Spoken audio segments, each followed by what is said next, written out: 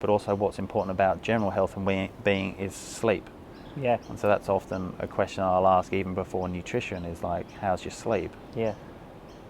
It's something that we do every day. It's something that we all enjoy unless you're having night tremors or nightmares. It's free. It's fucking delicious. Like, focus on that before you get a gym membership. Yeah. Well, have in the back of your mind that ideally the research sort of shows that we need between 7 and 8, 7 and 9 maybe. So anything less than that is suboptimal, anything more than that is suboptimal. So that 7 to 8, 7 to 9 is the sweet spot. So if you're not getting that, look at how you can improve that by, coffee would be a good thing to look at. Not saying don't drink coffee, but look at the timing of the coffee, or the caffeine. So caffeine has a half-life of 6 hours, 5 to 6 hours. So if you're having a coffee at 12 noon, you've got half the amount of caffeine in your system at 6 p.m. Right. And so you're not, and then a quarter of the amount of caffeine at midnight. Yeah. So maybe it's a case of editing that slightly, creating a cool environment, which is hard in Australia, but ideally about 17 to 19 degrees. Is it super dark in your bedroom? Do you need to wear earplugs? All like little things, but a huge thing would be, we all have phones, we all have tablets, we all watch Netflix. So that in itself means that we stay up later than we would ordinarily because we're stimulated. Even before you talk about the blue light, we're watching whatever it is and it's entertaining, right? It's either funny or dramatic or scary, so we're stimulated. Yeah. So replace that screen with a book and I reckon you'd be nodding off earlier than you would be. So straight away we're compromising the timing or the duration of your sleep.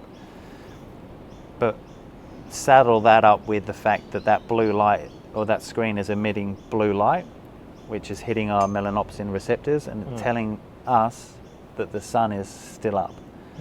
So, melatonin shouldn't be released yet, which is our sleep hormone. So it's about, I'm not saying don't watch screens because that's not probably sustainable, but it might mean that, okay, I'm just going to go to bed. I'm going to turn my screen off 20 minutes earlier for the next month. Yeah. And then beyond that, another 20 minutes. Yeah. Beyond that, another 20 minutes. And so within a number of months, you've clawed back an hour, but it doesn't feel like you've radicalized your evening. Yeah. And then I guess it would be do that until you're sustainably or consistently hitting about 7 to 8 hours. And then we could talk about the sleep efficiency. So, are you getting up often in the night? If you are, that's not necessarily a bad thing. Like if you need to pee a couple of times, that's all cool. Like we do wake up a number of times throughout the course of the night, but it's when you're struggling to fall back asleep, anywhere beyond sort of 20 minutes, then your sleep efficiency is being compromised. So you might be going to bed at the right time and getting up at the right time to fit into that 7 to 8 hours, but in the midst of that sleep, it's not harmonious, if you like. So are you anxious? Are you worried? Are you stressed? Are you running through your to-do list? So there's tools that you can do before you go to bed to kind of help dump that. A worry journal helps you dump that, or verbalizing things or writing things down that you got to do the next day. So you're not at 3 a.m. going, oh, I've got that meeting, I've got to remember to do that, because you can't act on it at 3 a.m. Yeah. It's your mind playing silly buggers. Like you can't, it's redundant. Like you're just worrying for the sake of worrying. And so dumping that at the start of the night before you go to sleep might help you. And then there's...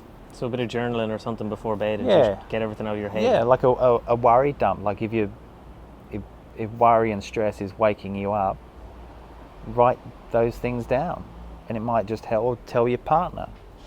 I think all that sort of stuff, as simple as it sounds, does work. Yeah, gets it out of your head a bit. Gets it out of your head, yeah.